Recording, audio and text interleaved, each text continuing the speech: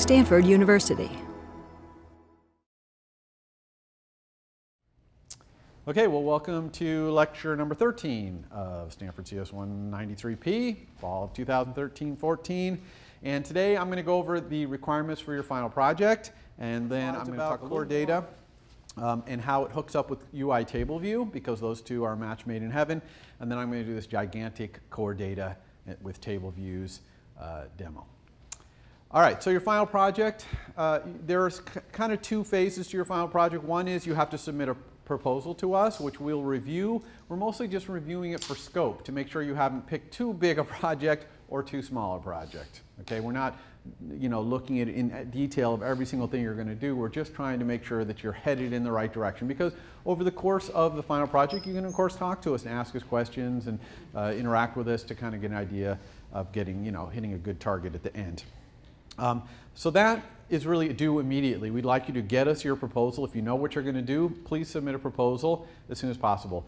If you don't, get on it right away and submit it as soon as possible. Really, though, by next Wednesday would be the latest we'd want to hear from you. And I hate to say that, because I know a lot of you wait until the day before a deadline to do anything, and I understand that impulse, but this is something where you want to get that proposal in sooner in case we have issues, and we can get back to you and you can iterate, maybe come up with a whole new proposal if what you're thinking about is just not going to work. Then the second phase is the final project itself, and that project, the code for that project, along with a keynote set of keynote slides for a 2-minute presentation about your project, are due on Friday, December 6th. Okay, so that seems like that's far away. I know that's over a month away, right? It's November 6th right now, but you got Thanksgiving in there, so it's really not that far away. And so so your final project, like a final project in any class where you get multiple weeks to do it, you do not want to wait till the last week to get started. So get started immediately. You have everything you need now to start building an application.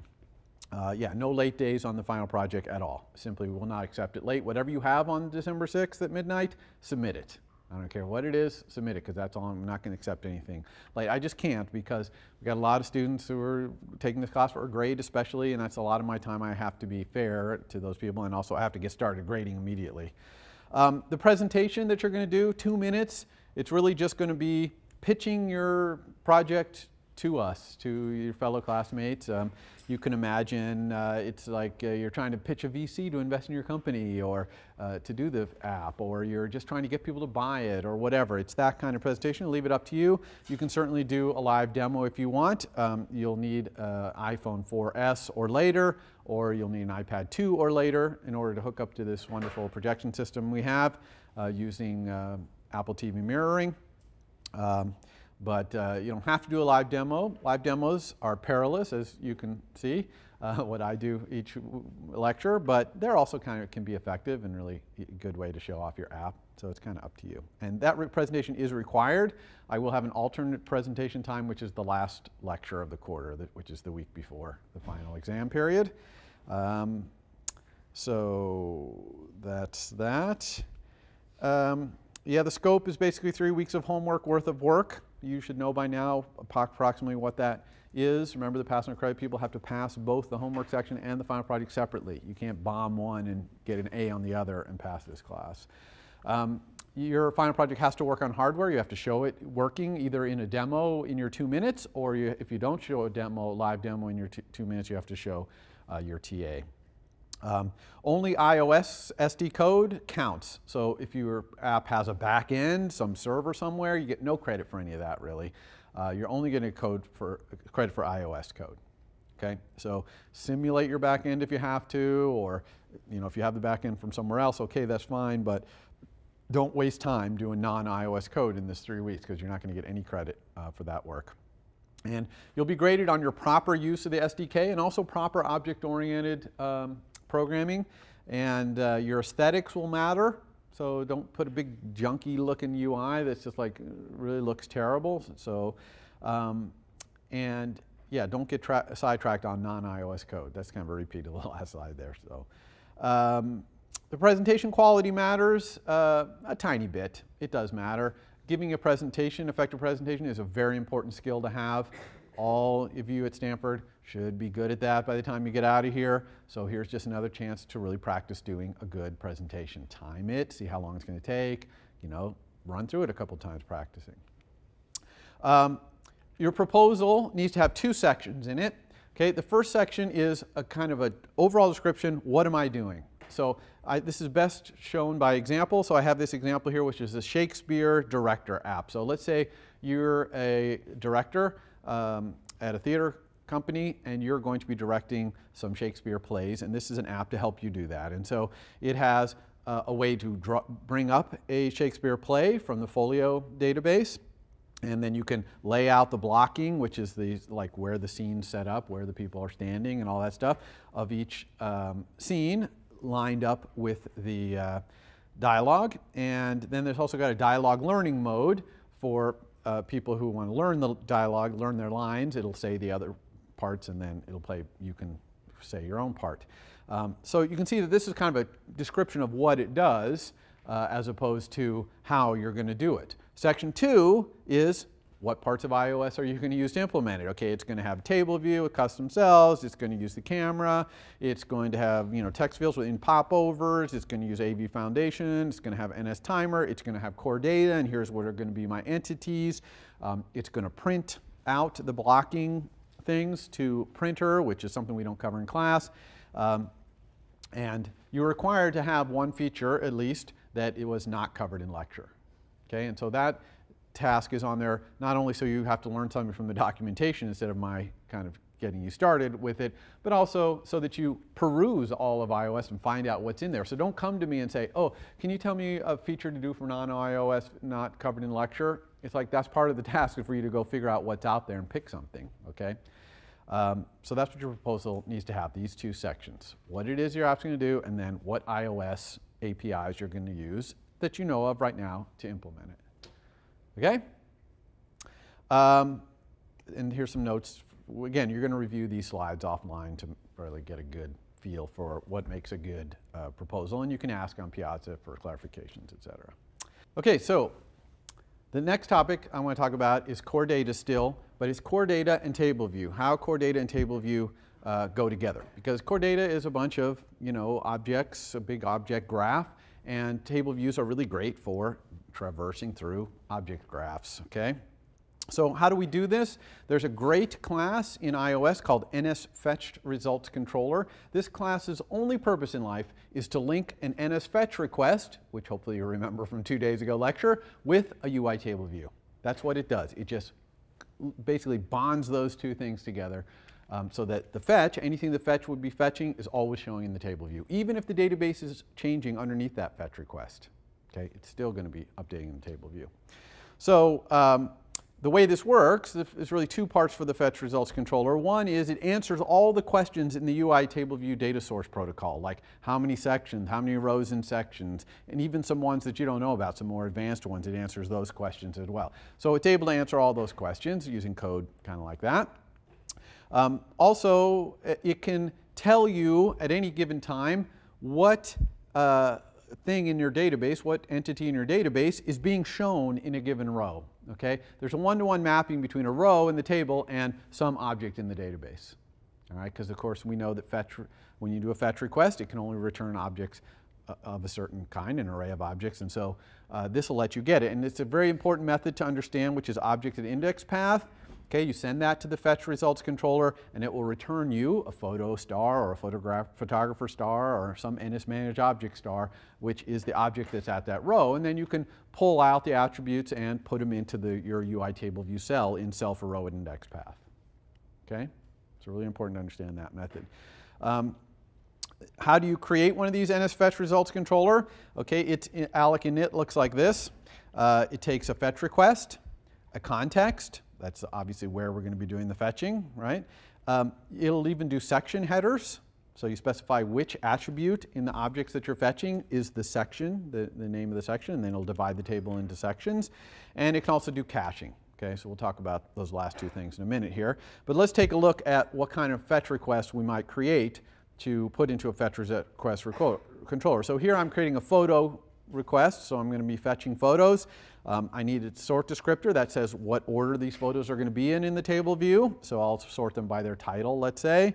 And then a predicate. I'm going to get all the predicates that were taken, all the photos rather, that were taken by a photographer with a given name, photog name. Okay, so I just specify the predicate. So I just basically create a normal NS fetch request, and then I just do this fetch results controller, alloc, fetch request, context, section key name, and cache. It's as simple as that. Okay. Now, oh yeah, so those last two items. The cache, by the way, one thing about the cache, if you specify nil, it won't cache. Caching means that it'll cache the results of that fetch between launching of your app. In other words, it'll permanently, on disk cache it. This is not caching it in memory. It's always going to do it in memory caching. Core data does that. So this is making it so between launches it has that result cached. But if you set that to non-nil, okay, you better keep your fetch request exactly the same. If you change anything about your fetch request and come back and try to use that cache, it's going to fail. So this is only really for table views that have the same fetch request all the time, exact same predicate, sort descriptors, everything's the same. If you're going to use that section key thing, try and put sections in your table view, the sort descriptors have to match up with the section keys. In other words, the rows in the table, the photos that you fetch, have to be in the exact same order that the section headers would be. And this is a normal table view thing, right? The section headers always have to be in the same order as the rows. Well, that's true here too. So almost always, your first sort descriptor will be the section key header to make sure that the thing is sorting in the same order. The fetch results controller also has a delegate, and using that delegate, it can watch what's happening in core data, and when something changes that would affect your fetch request, it'll change your table, which is incredibly cool. Okay, that means if you added a photo and it would have matched your fetch request, it'll add a row to the table. And you don't have to do anything because it's watching. It's using that NS managed object context objects did change radio station. It's listening to that and it's changing it with methods like this. Okay, so there's really two things to get a fetch request controller hooked up to your table. One is you got to use it to implement all those UI table view data source things, and two is you got to set its delegate and then use all these methods to have it watch. But we've made that easy for you. I've created a class called Core Data Table View Controller, and I'm going to make it available to you. All it does is those two things, and you're welcome to go look at the implementation of it that are just using the fetch results controller to implement the data source and to do the delegate business. Okay, the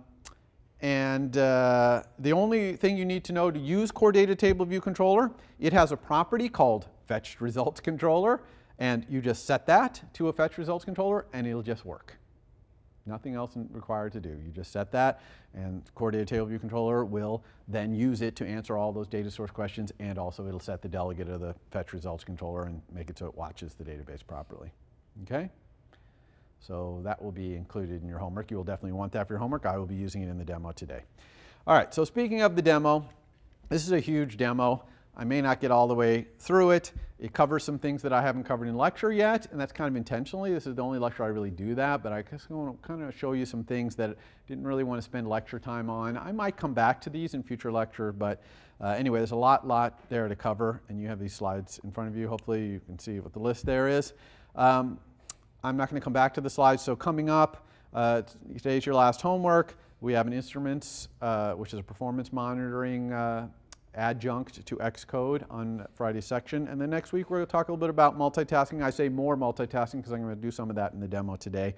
And then we're going to do some more advanced segueing. So far the only segueing we've done is UI navigation controller, push segues basically. And then also talked a little bit about iPad replace segues, where you replace the entire detail view, which is kind of a weird segue.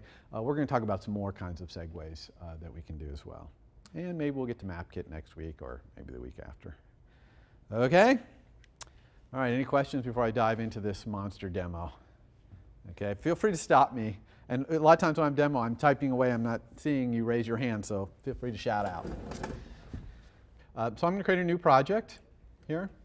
And I'm going to do single view application, even though I'm going to use core data. And I told you that if you click on this one, you can see some generated core data code. I'm actually going to use the code that's generated here, but I put it off into a category of my application delegate so that you don't really need to look at it.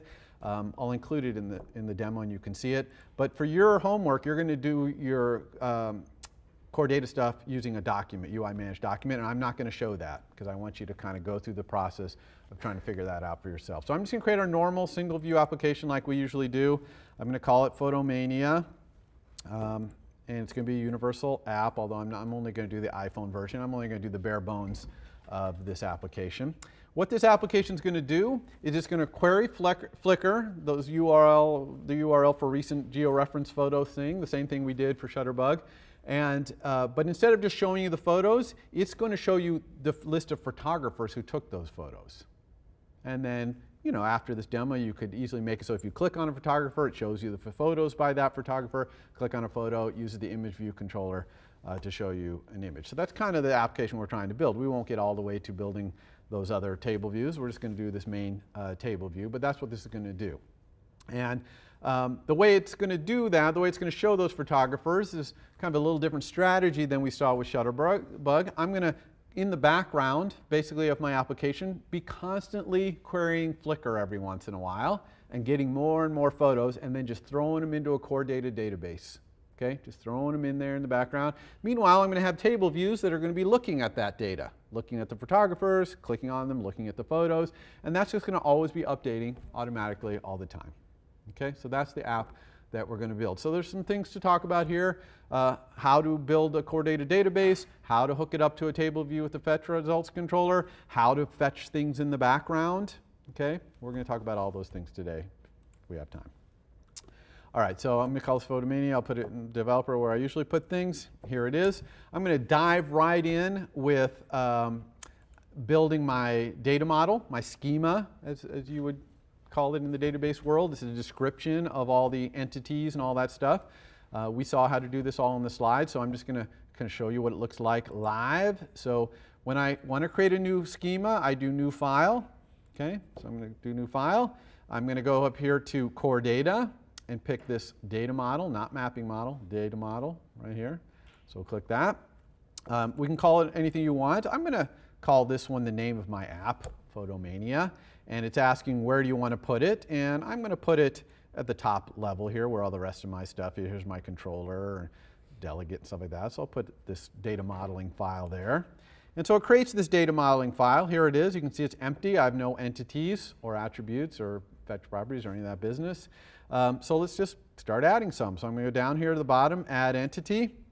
Click that. It added one called entity. I'm going to double click and call it photo. So I need photo, and I display photographers too, so I better add photographer. Now, one thing that's really important when you make a schema is you want to put the entities and the attributes in there that support the kind of UI you're building. Okay, and that's really important for you to understand in your homework. Okay, this homework that I'm assigning you is pretty straightforward as long as you pick a good schema. If you pick the right entities and attributes in the database, it's really easy to just throw up tables of information. If you don't, if you have kind of the wrong schema or just too simplistic of a schema, you don't put in a couple of attributes that you need to make your UI work, it can be like, how do I get that information? So the schema is your slave. You get to make the schema however you think it's going to best support the application that you're building. Okay? So photo and photographer. What kind of attributes does a photo have? Well, let's see. Of course, it has its title, and it has a subtitle. That's that little description from Flickr. It has the URL of its image from Flickr. It probably has a URL of its thumbnail as well. In fact, we could even store the thumbnail data, which you're going to want to do in your homework, right in here. We can put the data in, not just the URLs. And also, importantly, photos have a unique identifier that comes from Flickr. Because when I get data from Flickr, I don't want to be, sometimes you query Flickr, you get the same photo again. And I don't want to be duplicating that in my core data database. So I'm going to look at that unique ID from Flickr and make those unique in my core data database as well. So I've added these, but I got to set their, you can see I have warning here, or an error, because I haven't set these. If I click on this, you'll see I must have a defined type. So we got to set a type for these. These all happen to be strings, all four of these. But you could imagine putting things like dates, like for your recents tab in your homework, you're probably going to want to have some sort of last viewed date or something like that. That's perfectly reasonable to put in here. And numbers and all that stuff. So we'll just do that. Photographers are a little simpler. They just have a name. Okay, a photographer has a name. It's a string. That's about it. And remember I told you we could look at these entities graphically with this little button down here. Here it is right here. They're kind of smashed on top of each other, but I can pick them up and move them. And you can see that as I move one, it kind of makes space, right? Keep them. And if I have relationships between them, it'll keep those relationships sensible as I move them around. So let's create a relationship. What is the relationship between a photo and photographer? As we saw in the slides, who took, basically. So I'm just control dragging. I'm holding down control right now and dragging from photo to photographer, and I have this new relationship created. And again, if I move these things around, this thing will stay with. So let's go ahead and give these relationships names. On the photo side, this is the who took relationship. And on the photographer side, this is the photos. And we can inspect this right here with this little guy right here, the inspector. And we can see all kinds of things about our particular properties. This is true for properties and also for relationships.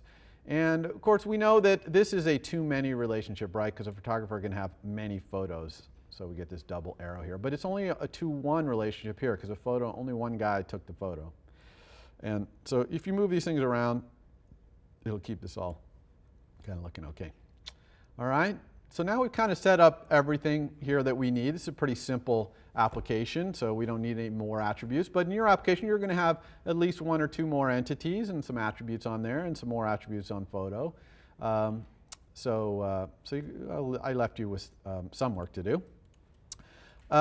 Okay, so now that we have this, we want to be able to access all this stuff in our Objective-C code using properties and normal class syntax. So we're going to do this thing we talked about, which is generating managed object subclasses. So I'm going to pick the classes that I want. I'm going to go here and say create NS managed object subclass for Photomania. And we'll do photo and photographer, both of them. And we click this, says where do you want them? I'll put those also at the top. I'm going to put everything at the top level here.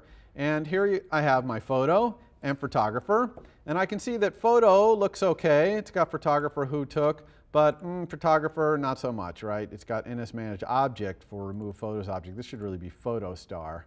So I'm just going to generate these things again.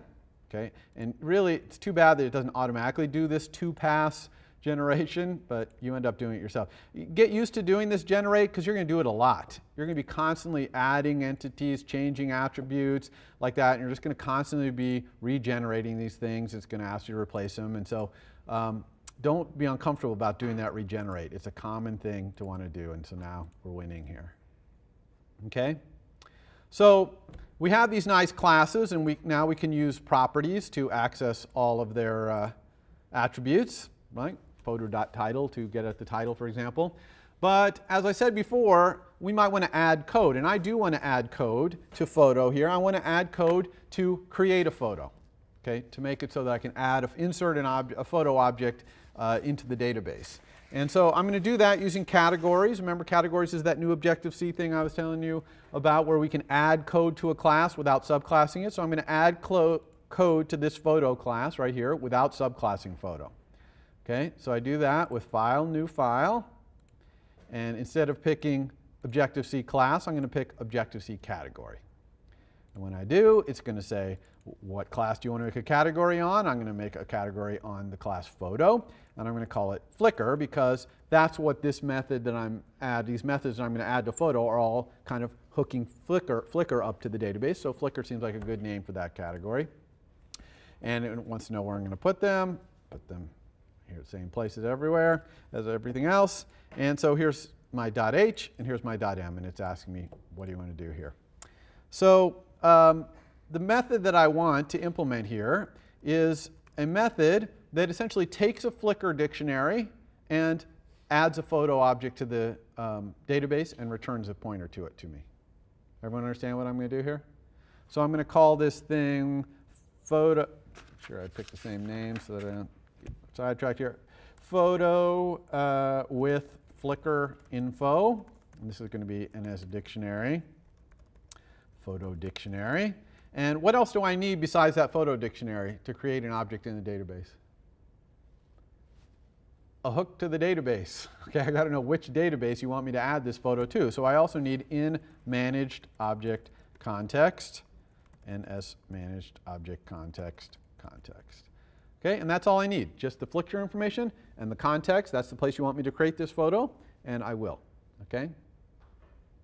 And I'm also going to have another one here because I know that I'm going to be downloading these Flickr photos in big bunches. Every time I call URL georeference photos or whatever it's called, I'm going to get a whole bunch of them, like 100 or 200 of them. So I'm going to have a bulk load one that I'm going to call load photos from Flickr array, NS array photos of Flickr NS dictionary into managed object context. Oops, NS managed object context. Okay, so that's just going to bulk. It's going to call this basically repeatedly, although that might not be the most efficient way to do that. We'll talk about that a little bit. So let me implement these two methods. Okay, this is the interface of my category.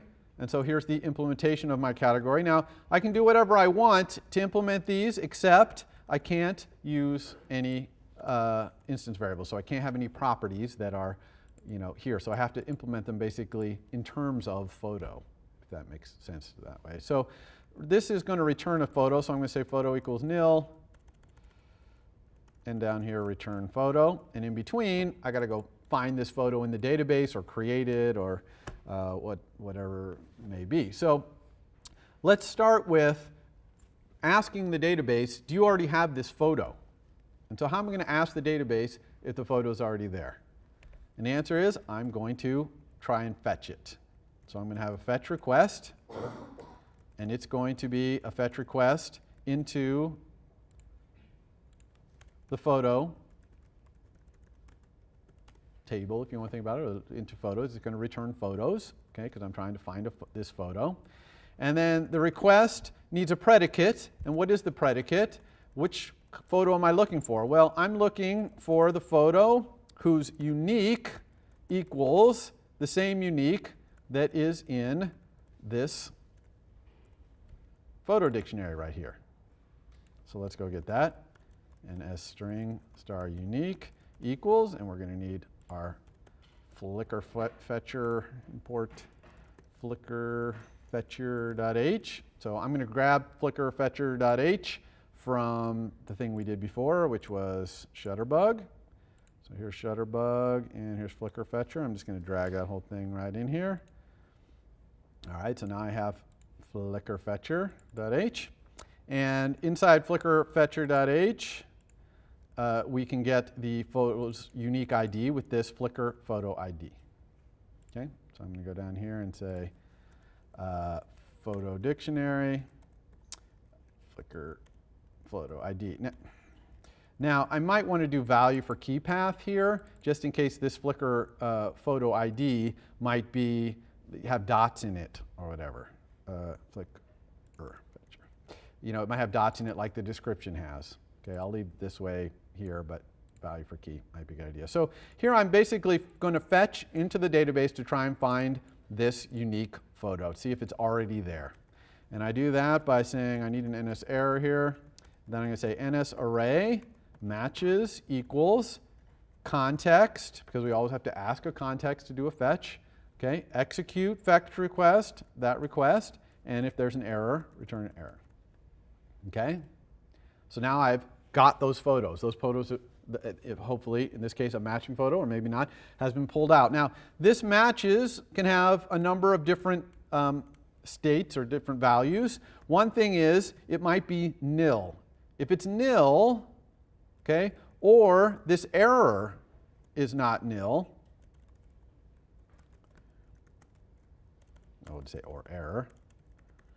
Or another error condition here is that the matches count is greater than 1. Okay, because these are supposed to be unique. And so if I somehow got multiple photos by doing this, that would also be an error condition. So I have to handle error here. Handle error. We're not going to do that today, but you can imagine. Okay, otherwise, if the matches found something, then we can just return it. Okay? So how do we return it? This is an array, but this array is going to have the one and only one match. So I'm going to say matches first object. You could also say last object. Otherwise, this matches.count is 0, so it returned an array, an empty array. That means I looked for that photo that had that unique, I couldn't find it, so that photo doesn't exist. Now I need to create it. Okay, everyone remember how to create an object in the database? NS entity description, insert new object for entity for name. We're inserting a photo, and we obviously have to specify the context. Okay, so we've created a photo. Excellent. And now let's go ahead and set the attributes of the photo. I'm also going to set the photo's unique, equal to unique. All right, so here I'm setting the photo's title, subtitle, image URL. So, so here I'm just setting the title using value for key path out of the Flickr dictionary, the subtitle getting the description, the URL, I'm using this URL for photo format thing. I have to turn it into a string. Okay, because can't put URLs in the database, but we can put strings there. And then I also have the photographer name. But I have a relationship to a photographer entity, so now I need to create a photographer as well. So here, loading a photo, right, from Flickr is causing a photographer also to be created. Okay, and this is going to happen in your homework too, in spades, okay, where you're going to download these photos from Flickr, and you're going to build your entire database all the time, every time things come back from Flickr. Okay? So how do we create a photographer? Well, I'm going to do the same thing I did here, where I have this photo category that creates that. I'm going to do the same thing for photographer. So I'm going to say new file, another category. This one's going to be a category in photographer. This one's not Flickr specific because photographer only has a name. So I'm going to call this category, just to be different, create instead of Flickr. Okay, so we'll put this in the same place. Here it is right here. It's up here. And photographer, yeah. It's very similar. It looks almost exactly the same. We're going to fetch for it. We're going to handle if we can't find it, set the name, all that business. So let's put this in the header file. Okay, just trying to speed it up a little bit here because you wouldn't learn anything new by my doing this all again. Okay, but now I have a way to create a photographer given a name in a given context. So we'll use that over here, and we'll just say photo.whotook equals, and we got to import that little category, photographer create, photographer with name, and the name is the photographer name that we got out of the Flickr thing, and same context. Okay? Everyone understand this method right here?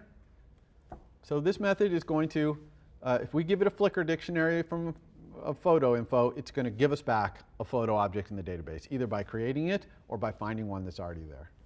Okay? And it'll return nil if it has a problem. Okay. Everybody got that? Okay. So now that we have this thing, we have these nice ways to access it. Let's talk a little bit about the table view and how we're going to display this stuff in a table view. And it's really a simple matter of creating a new table view subclass that implements that fetch results controller business. And I told you that you were going to have this core data thing to make that easy, so we're going to use that. Here is the core data table view controller. I'm going to drag it in. We'll take a look at it here. All right, so here's the core data table view. Here's its header file. You can see it just has this fetched results controller thing. It also has a way to force it to fetch, but you don't ever have to do that. It'll happen automatically. So it has this property. If you look at the implementation of this thing, besides setting the fetch result controller, which is mostly just a bunch of logs, okay, that I put in there, it's implementing UI table view data source, you see, in terms of the fetch result controller. And then it's also doing this delegate business where it's watching for changes in the database. Okay, and that's it. That's all it does. And this code is actually copied and pasted from the documentation for NS fetch results controller, so this is nothing exciting in here. So when we create a table view that wants to look in the database, okay, when we create an objective-C class, we're going to make it be a subclass of core data table view controller. So I'm going to create one, and I'm going to call it photographers. I'm going to call it CDTVC, core data table view controller. Okay, it's kind of a naming convention some people like to use. And so I'm going to do that. And because it displays photographers, that's what it does. So let's create that. Let's put it top level, same place as everywhere else. Here it is. It's created it. I don't need any of this business for that. And let's think about its public API. What does this thing need? Well, it needs what most things need that are doing database stuff. It needs a NS managed object context. And so this class, its job in life is going to be, it'll show you all the photographers in a given context, a given database. You give it a pointer to a database, it'll look in there and show you all the photographers in it. That's what this thing's going to do. Okay?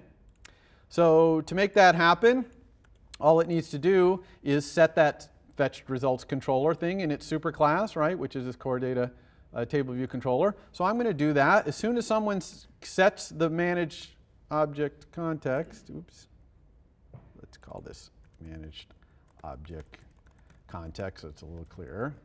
As soon as someone sets this managed object context, I'm going to be able to set up my fetch results controller. I can't set up my fetch results controller until I have the context. Sometimes the context comes to me via a public API like this. Some view controllers will get their context from other objects. Most notably, and pay attention here for your homework, if someone gives you a managed object like a photo or a photographer, you now have the context because NS managed object has a method in it called managed object context. It will give you the context that that object came out of, okay? So it's really important to understand. If someone gives you a photo, you have a managed object context. But this thing is at the top level. It's showing all the photographers.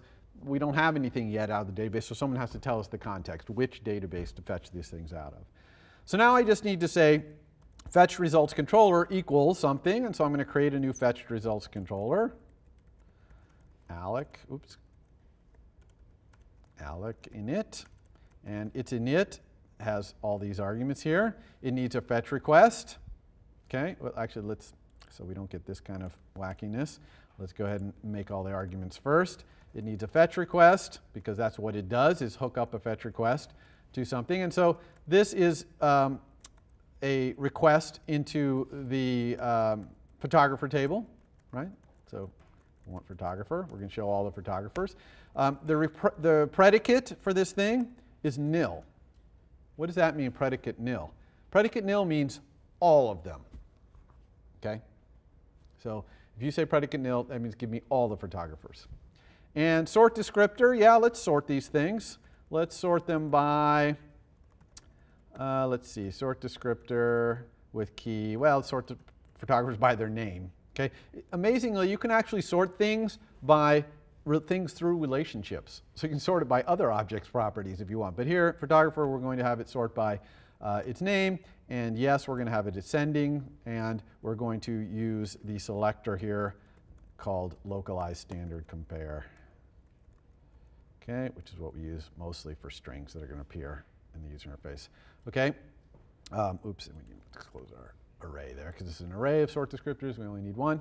And we could limit, like, for example, we could say only give us 100. We only want to see 100 photographers, which would be kind of silly because we are sorting alphabetically, so this would not make sense because we wouldn't get to see the people whose names unfortunately happen to be end of the alphabet. So we wouldn't do it here. But in other cases, you would. In your homework, you very well might do that. All right, so now we have the request. We have the managed object context. That's an argument to this method. Is what we're setting, actually. Here's the section thing. We could make sections here, but there's really nothing in a photographer to do that, so we won't do that. And we're not going to cache. Okay? So that's it.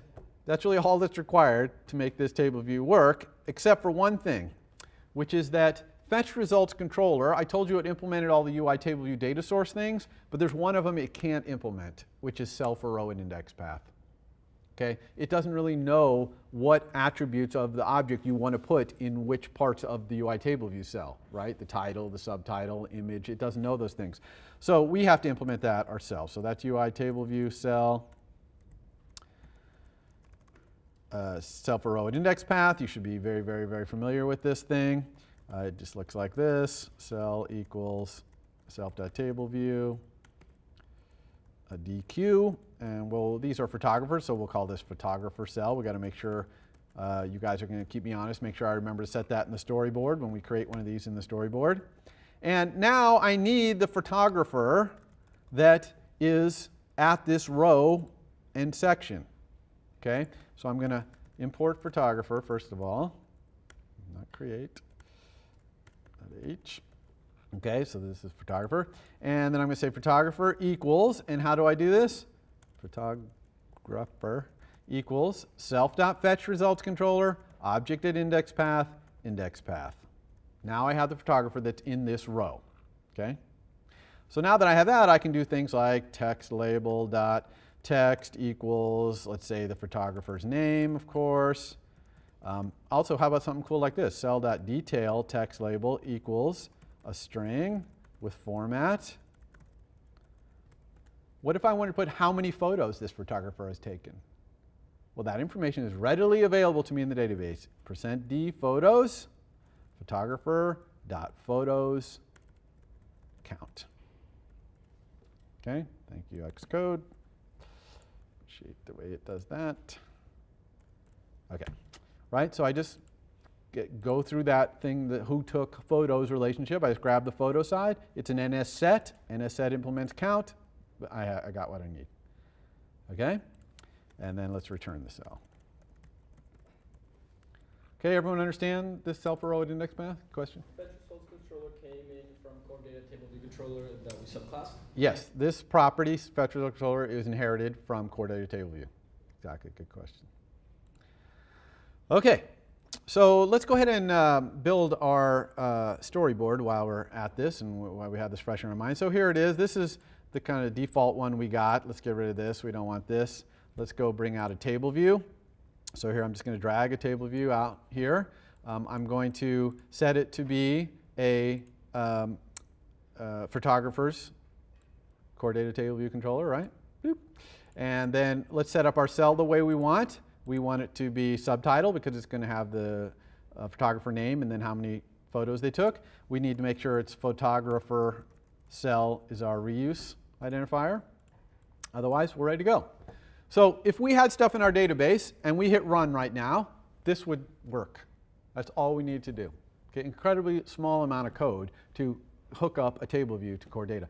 But of course, we have no data in our database. There's nowhere in our code are we querying from Flickr or loading stuff in. And so I'm going to use the opportunity of our needing that to introduce you for the first time to your application delegate. So I've always been moving these files down to supporting files, don't look at them, you know.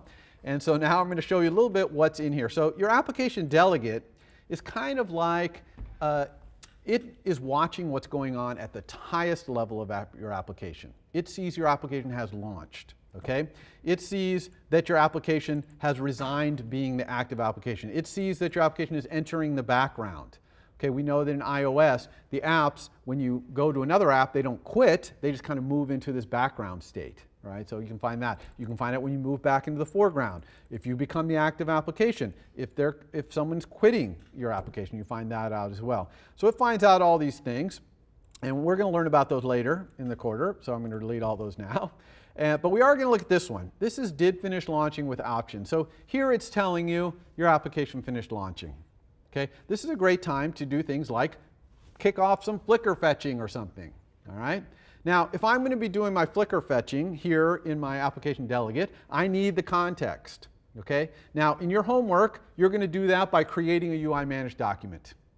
But here I have a little piece of code that I got from that other template that I was telling you about that I'm going to bring in here. It looks like this. It's a little category. And it has this method, create main queue managed object context. So that's a managed object context that attaches to a database, the database for this app. This only has one, luckily, and gives me a queue, and it's on the main queue, just like a UI document one is, so it can be, code can be similar. And then also I can save it. Now, I don't need this save context message for UI managed document because it auto-saves. But here, if I create this managed object context not using a document, then I have to do that. So this is, like I said, the other way to do it, which you're not going to do for your homework, but I just wanted to show you. I really just didn't want to show you the UI managed document because I want you to figure that out on your own. So we're going to use this one. Okay, so I've added this. This is a, you can see the Photomania app delegate category. So it's essentially added these two methods to my app delegate. Okay. Now what I'm going to do here is I am just going to, first of all, let me create some properties. So this is some stuff that I just created, some properties that I need and stuff like that. For time, I'm just going to put them in here, but as we use them, I will refer to them. But one of them I'm going to use right here is this photo database context. So I'm going to keep a property in my app delegate, which is the context that we're going to be fetching into and that we're going to be reading out of. So I'm going to set that right here. Photo database context equals self create, oh, got to import that. Import photomania MOC. That I'm just importing the category header file that has that create in there. So create main queue managed object context. So again, you're going to set this as well, but you're going to set it from your UI managed document. So now I have a context, and I want to start doing some Flickr fetches. So I'm going to call another method here, start. What did I call it? Start Flickr fetch, I think. Okay, so that's just going to fire off a Flickr fetch as soon as we launch. Okay, we just launched. Get this message, gets sent to us when we launch, and I'm just going to fire off a Flickr fetch. So that's one of the times we're going to fetch is as soon as we launch. We're going to fetch some other times, but we're going to fetch as soon as we launch. So I'm going to go ahead and put this in here so we can look at it instead of my typing it in line by line. And this is something where it's got some stuff that I didn't really teach really in detail in lecture, but you should mostly be able to understand. Mostly what this is doing here is it creates a session. So you know about URL sessions. So I'm creating this session. This session is a little different than the one we created before because look, it has a delegate. You see that? We didn't specify a delegate before. Okay, we had delegate nil. And why do we want a delegate and why are we making it self? Well, that's because we want these Flickr fetches that we're starting off in the background. If they finish while our application is no longer running, we want it to launch our application and tell us. Or if we're in the background, we're not the application the user is using right now, and these URLs, Flickr comes back with some information, we want it to wake us up a little bit and let us process it. Okay? So by doing this delegate along with a background session, we can do that. So I'm going to show you this delegate implementation. So I create this session, and then all I'm doing here in start Flickr fetch is creating a task and resuming it. So this is the exact same thing we did before, right? We had a URL session, we created a download task. The only difference is last time we did with completion handler, and we had a little block that would happen when the download came back. Now, instead, our delegate's going to get called when the URL it gets loaded and comes back. Does everyone understand the difference between what we did before and what we're doing here? Okay, no completion handler. Here we're going to use a delegate. So let's look at what that delegate looks like. Looks like this. Okay, there are three methods in it. These three methods right here. One is your file just finished downloading, and here it is as a local file. So this looks a lot like that completion handler. And then here's a couple that we're not going to use, like giving you, this gives you some progress, how many bytes it's read so far, if it does it in chunks. And this also, download sessions can get interrupted and then resumed. We're definitely not going to talk about that, but anyway. Now you can see I have an error here. Okay, so what do we do? So this is what we would have done in our completion handler. And all we're going to do here is we are going to get the context, our little photo database context that we set up there in application to finish launching. We are going to download those photos from Flickr. So Flickr photos that is this, which you're very used to, right? Data with contents of URL, JSON, de-JSONize it, grab the results out of that. Okay? So we're going to do that little thing. This needs to be happening, this is a local URL, so it can be happening on the main thread, no problem. Now we're going to do something in this context, and notice I'm doing perform block. I didn't do perform block over in the photo creating one because it's kind of implicit. I'm creating a photo. Of course, I'm doing it on that context. So whoever calls that would want to do it in perform block, and that's in fact what I'm doing here. I'm calling that method we just wrote, load photos with Flickr data. Okay, we didn't actually write that method, so let's look at that. So that's over here. All right, we had photo with Flickr info, and here's loading the photos. So how do we load the photos? I'm just going to say for NS dictionary photo in photos. Okay, so give me each Flickr photo one by one, and then self photo with Flickr info photo in managed context. Now, this turns out to be really inefficient way of loading those 100 Flickr photos, because every time I call this, I am doing a fetch. So if I want to load 100 photos, I can do 100 fetches to see if those are unique.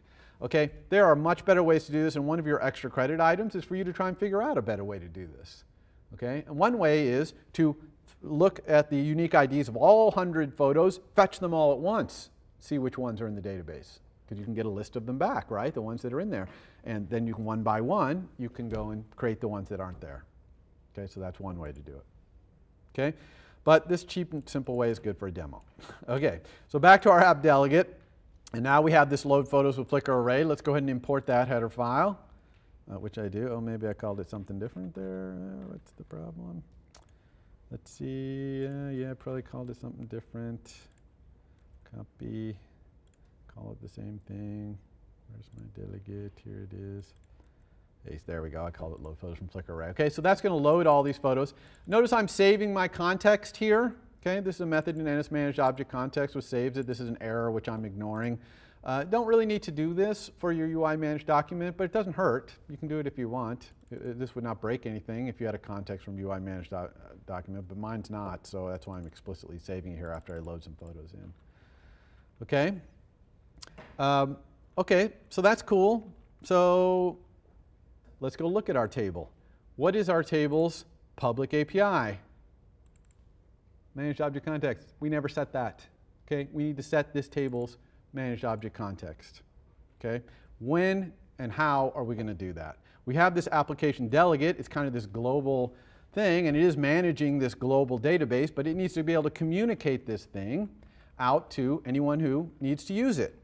And the way we're going to do that is, whenever we set this photo database context, we are going to post a notification, the radio station thing.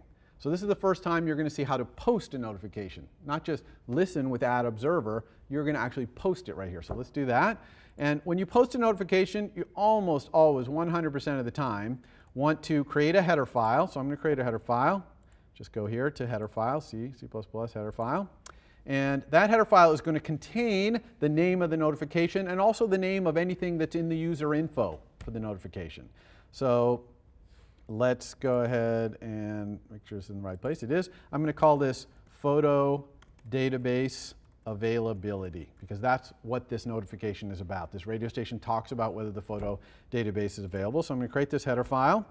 And inside this header file, I'm just going to put two pound defines. One is photo database availability notification. That's the name of the notification. I'm going to call it this. Call it anything I want, but I'm going to call it that. And then also, when the notification goes out, I'm going to include the context in the radio station broadcast, so the person can just get it when they get the notification. And I'll do that with photo database availability context. And I'll use the same, well, I'll just say context. It can be anything we want there. Okay, so this is going to be the name of the notification. This is going to be the key into the dictionary of information that comes along with the notification. All right, so now let's send that notification, and I'm going to do that every time we set this photo database context. Question? For your context static thing, you had equals context, whereas with the other one you didn't have equals. So I assume one of them is not how you intended. Oh yeah, probably. Good point. Yeah, no equals there. Context, very good. Okay, this is just a pound sign define. If it was a const, I'd probably be doing that. Okay. All right, so let's set this photo database context. So in the set, I think I might have a thing for that actually, set photo database. Yeah, I do. So here, when we set this photo database context, we are going to post this notification. And we do that is using the NS Notification Center default center post notification name. We just specify the name, which is this. For this to work, we need to import that photo availability, photo database availability header. Okay, so we're just going to post this notification, and we're going to give this user info along with it. And the user info is just a dictionary that has one key, which is that context, and the value of that key is the context. Okay, so this is how you post in the radio station model. Any questions about that? And now I'm going to show you listening to a radio station without having to create another method and all this stuff. Basically, really straightforward listening. And who needs to listen to this? Well, this guy does. This photographer's guy, he needs to listen to it. So basically, as soon as this guy awakes, and I might do this in its init with style or whatever the designated initializer is for a table view, but I'm just going to do it in awake for nib for here because we know this table view is coming out of the storyboard. I'm just going to say notification center. First, let's import that availability thing. So I'm going to do ns notification center, default center. Watch this, add observer. Normally we do it with a selector and all this stuff. I'm going to do a block-based one, and I couldn't show you this before because you didn't know blocks, but it's this one. Add observer for name, and we give the name, which is photo database availability notification. The object is who can send it, and I'll let anyone send this to me. It's going to be the app delegate, but it could be anybody. The queue, I'm going to do it on the queue that I'm on now. That's what nil means, but I could say ns operation main queue or some other queue even. But I'm going to say nil, which means whatever queue I'm on right now when this is being executed. Using block. So I'm going to double click here to put a block. Okay, and then that's the end of that. And what's going to be in this block? This is one line of code. Self.managedObjectContext equals this notification, its user info, photo database context. Okay, sorry for the very, very long line there. Maybe it'll fit. Yeah, it will. Okay, so I'm getting this block gets executed whenever this radio station broadcasts. And because I put that user info of the context, now I have the context. And I just set my own managed object context, and voila, it's going to load this table. Question about that? So that's notifying both on posting and receiving. All right, so now hopefully it'll work. Let's go take a look at this. And there it is. Okay, now it went really fast there because it actually did the load last time, but we just didn't see it. So the database was loaded. So I'm going to show you what it looked like to load up. Okay, so how do I clean this out? Okay, how do I clean my database out? And you're really going to want to know this, so really watch this. Okay, if you want to get rid of your database, especially if you want to change its schema, because if you change its schema and then you relaunch, it's going to say incompatible database type. So if you want to get rid of it, just press the home key. Well, I also recommend quitting in Xcode first. Then press the home key. Hold down, press to hold. You can do this on your device too. And then you'll get these jigglies, and then press the X to delete that application. And that will delete the entire application, including the database. And now, when I launch again in Xcode, it is going to start up blank, doing the flicker fetch in the background. When that managed object context is filled out with data, it magically, automatically appears in the table view. That's because that fetch results controller is watching the context. Okay? Questions? Where did you set the user info in the managed object context? Yeah, let's go back and look at that. The question is, where did I set that user info? This little user info right here, where did I set that? And that was when I posted the notification here in my app delegate, which I did when I set the context, which I did when I launched. Right? So I launch. Here's launching. When I launch, I create the context. You're going to create it with UI managed document. I set it right here. This is the setter for that. Okay, I set it. Then I post it to available to everybody else. Okay? Question? How can you make sure that the view controller subscribes to the notification before it's posted by the app delegate?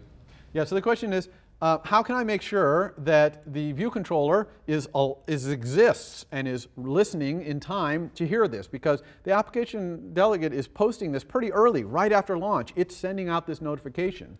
And the answer to that is, that's why I do this in awake from nib, really early in the view controller's life cycle, right, when it's first created, so that it has a maximum chance of getting it.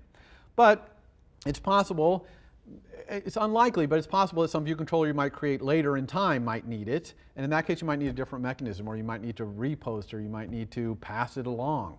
Okay, a lot of times we don't want to use this mechanism to give the context to view controllers exactly because the view controller doesn't exist yet. And so when this availability happens, it's not even there.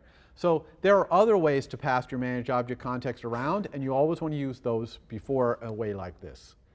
Okay, and I mentioned that in the hints of their homework is, pass the managed object context to a view controller that's NSFetch results controller controlled in a sensible way, in a way that makes sense. If you're segueing to it, pass it to it by preparing it, right? You wouldn't want to rely on something like this. Okay. All right, now let's talk about loading our database some more. Okay, right now we only loaded our database on launch. Here's the application did finish launching with options. We load our database right here and start Flickr fetch. That's it. Okay, well, that's not very good. That just means we only get one batch of data ever when we launch our app. We have to quit our app and relaunch it all the time. So what about kind of loading this Flickr information in the background? And we can do that, but there's really two different background conditions to consider. One is background and our app is in the background. In other words, the user is not currently using our app. Okay? They were using it, but now it's in the background. Okay? How do I fetch when that happens? Well, fetching there is kind of limited by the system. The system's not going to let you just go hog wild fetching things when you're not the app that the user is using, but it'll let you do it sometimes. You can get the system to kind of wake you up and let you fetch sometimes in the background every once in a while. I don't know, a few times a day, who knows what, but sometimes. It's using background fetching, which is a multitasking API, new for iOS 7. And so I'm just going to show you this as an example of what some of the multitasking APIs look like. Now the way you turn this on is you edit your project. You see this is my project I clicked on up here. And now you're going to go to this tab right here, Capabilities. So I go to Capabilities, and there's a lot of capabilities. This really kind of gives you a feeling of how we're only skimming the surface of iOS when you look at all these things you can do. But anyway, we're going to do this one right here, background modes, and I'm going to turn this on. When I turn it on, there's all kinds of background modes, things that I can be allowed to do in the background. That is to say, when my app is not currently being used by the user. And I'm going to pick this one down here, background fetch. And if I turn this on, okay, background fetch, then I will occasionally, by the system, at its discretion, send a message to my app delegate, perhaps even launching me to do it. Okay? And what is that message that gets sent? I'll show it to you right here. It is called, we're going to type it in, application. So you can look at all the things you can receive from your application. There is just a billion of them here. See them? Okay? So we'll cover some of those, but not all of them, but there's quite a few of them in here. But the one you get when you do this is this one right here, perform fetch with completion handler. Okay? So this gets sent to you, and it's basically saying, okay, I'm giving you an opportunity to go do something in the background, a fetch or whatever you want to do. Usually it's a fetch, but you can kind of do whatever you want here. And the only responsibility you have in doing this is to call this completion handler when you're done. That's the only thing you absolutely have to do. If you don't call that in a timely manner, the system will grow tired of you, and it will stop fetching. It'll stop sending you this message. So the more timely you respond to this, the more likely it's going to let you fetch in the background. Okay? So what are we going to do in here? Well, turns out all we're going to do in here is start a Flickr fetch. And then we're immediately going to call this completion handler. Now, we're not done. This fetch, we just started it. It's going to take a while to come back later, but we're done as far as this background fetch thing is continued. Okay? Getting the results and doing all that, that's going to happen at some other time. But here, we're done. And we have to, the argument to this completion handler is a UI background fetch result, which is whether whatever you did in here changed your UI. Because if it did, we need to update the little task switcher. Okay, does everyone know what the task switcher is in iOS 7? Looks like this. Okay, here's the task switcher. It lets you go through and look at various apps. None of my apps are doing anything here. Let's launch an app. Let's launch Safari here. Okay, so now I go into task switcher, and here's Safari. See how it's showing me what's actually in Safari? It's not really showing me what's in Safari right now. It's kind of showing me Safari the last time I left Safari. Or if I get this background fetch and in this completion handler I say UI background fetch new data, then it would redraw that thing for me. It would give me a chance to redraw it. But I don't actually have any new data. I have no data here because I haven't gotten the data from this yet. This Flickr fetch has not come back yet. So it's not going to do anything. Okay? So this is great. This lets me occasionally fire off a background fetch. But when the data comes back in, then what do I do? Well, if I'm in the background, none of these URL things are going to get called. Okay? Because I'm backgrounded. Now, it's not strictly true that these won't get called, because what will happen is if the URL returns while I'm in the background, so I started it in the background, if it returns, I'll get another application thing called application handle events for background URL session. Okay? And it also has a completion handler, a little different one. Okay? So this is called whenever things happen in the background. Now what's interesting about this one is I don't actually need to do anything in this one either, because if I implement this method, then these delegate methods down here will automatically get called. And they already know how to, unpackage the data from Flickr and put it in my database. They already know how to do all that. But I still do have this responsibility for the completion handler on this one too. Okay? Now, this completion handler, we really do want to wait to call it until we've actually handled this URL coming back from Flickr. Okay, this is handling a URL coming back from Flickr. So now we're going to wait. So I'm going to have to hold on to it. So I have an instance variable here where I'm going to hold on to this completion handler. Here's the instance variable right here. Okay, it's a void, takes no arguments, just a property. All blocks, by the way, want to be copy properties. Blocks need to be copied into the heap when you keep a handle to them. Just something to know. So anyway, all I need to do is keep this thing. And then I need to call this when I'm done. So I have a method down here that I used to do that with. It's called Flickr download tasks might be complete, because I might have multiple download tasks happening. And so what I do here is I get all the tasks that my Flickr download session is doing. That's what this method does. And it has a little block that gets called because it can't do that immediately. Sometimes it takes a little time to figure that out. And then if there are no download tasks left, right, not download task count, then I'm going to call this completion handler, this Flickr download background completion handler, and say that I'm done. Okay, so now I have finished downloading it. I've redrawn my UI, and I'm calling the completion handler. And this completion handler doesn't have the little UI no data thing, because it always assumes that you're going to update your UI. Okay, so it's always assuming it's always going to redraw when you do that. Okay, so let's see what this looks. Okay, to see what this is going to look like, there's a really cool way to do. Well, let's do this two-part here. I'm going to run this. Here it is right here. You can actually simulate fetching in the background in Xcode. So I'm going back to Xcode. Here's my UI. Okay, I'm going to say from Xcode under debug, simulate background fetch, and watch what's going to happen in my UI. Whoop! I got put in the background. Okay, and it's doing a fetch. It's going in Flickr, it's downloading to Flickr and doing all that stuff. And actually, if I went like this, when it was done, I would see the results in here. Okay, now that's hard for you to see here, so I'm going to show you another way to simulate a background fetch besides this. So let's delete Photomania so that our tables are empty. You'll really be able to see it clearly here. Oops, should have quit Xcode first. Hopefully I didn't mess it up. And so what I'm going to do here is there's a way to launch your application as if it just got launched from a background fetch. And the way you do that is edit scheme. If you edit this little scheme, the scheme is how it's launching you. In this case, it's launching it in a simulator. So if you edit scheme and you go over to options, there's this little switch here, launch due to a background fetch. In other words, when I hit run, pretend I just got launched because a background fetch got sent to me. Okay? So that's what that means. Now, normally we're not going to set that switch and leave it set like that. You can actually duplicate this scheme. So I have the scheme, I'm going to duplicate it. I'm going to call it my BFF scheme. That means background Flickr fetcher. Okay, it's my BFF scheme. And in my BFF scheme, I'm going to have that switch set. Okay, in my other scheme, if I go back to this scheme and edit it, that switch is not set. Okay?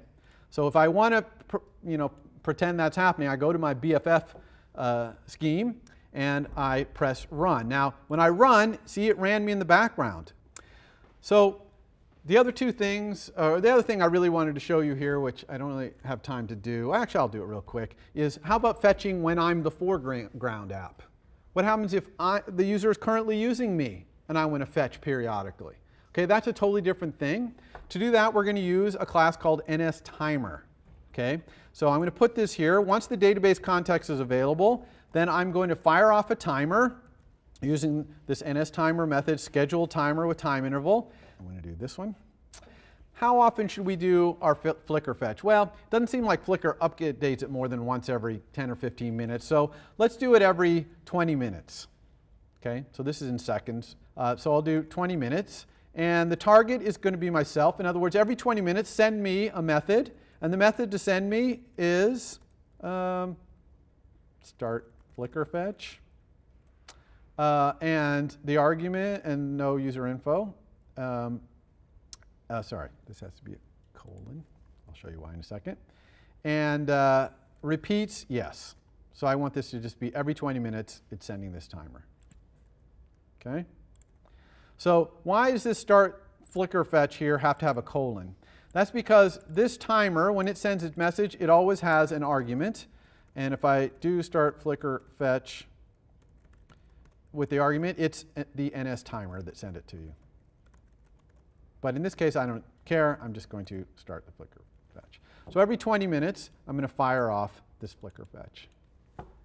Okay? So that's easy. So if you're in the foreground, now this timer will not fire when you're in the background. It just will not fire. But that's okay, because we have that background fetching thing firing it. Not as often, but occasionally.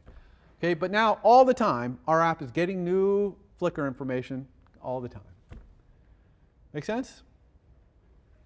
Okay, so that's all I wanted to show you. Hopefully, there's a lot of information there. I know we got background fetching, we got foreground fetching, you got creating the database model, you got doing the categories to create the adding things. We got the table view with the NS Fetch Results Controller. I'm going to post all this code. I'll throw some comments in there tonight so you can remember what all these things do, and you'll be good to go. All right?